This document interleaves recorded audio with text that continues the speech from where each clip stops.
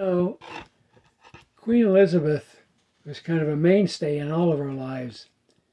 She became queen at age 26 and in 1952, and she had such dignity.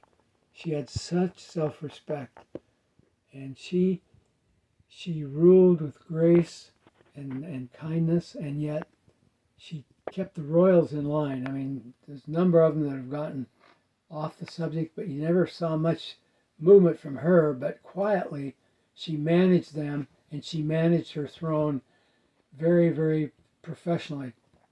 And so I just thought, for some reason, when I saw that she died, I thought she was going to live forever. You know, she's been a part of my life, and I was only uh, 12, 13 years old when she got to be queen. And she handled that queen with such aplomb and self-respect right from the minute she took it over. And so she was respectful in the way she got married. She was respectful in the way she had kids, and then the way she had the protocols there at Buckingham Palace, and so she always had the best interests at heart for the United Kingdom. She was the person that a lot of women look to for an example of their self-image, and she ruled even though it's a man's world. And back then, particularly, she ruled, and yet she deferred to men whenever she could. She just had that balance, that grace, where she balanced being a woman, and yet she had this enormous power, and she handled her area with great respect.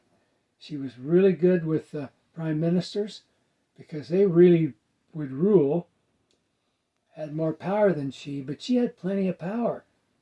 And so when somebody would be the new prime minister, they would really get acquainted with her, and she'd be influenced by them, and she would influence them, uh, in a good way. And she was she was post World War II, but she really held the respect of England and the other United Kingdom countries because she had such dignity, and she always made sure that the people that worked at the palace and the people that were in power, she empowered certain people to do certain things.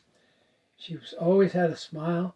She always had the sense of dignity, and she ruled whenever she could, as much as she could, but she deferred to the prime minister. But she would quietly disagree, or whenever she didn't think it was best for the United Kingdom.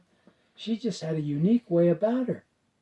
She's going to be missed tremendously now that she's gone. And I know that Prince Charles will do the best he can, but he feels the weight of picking up where she left off.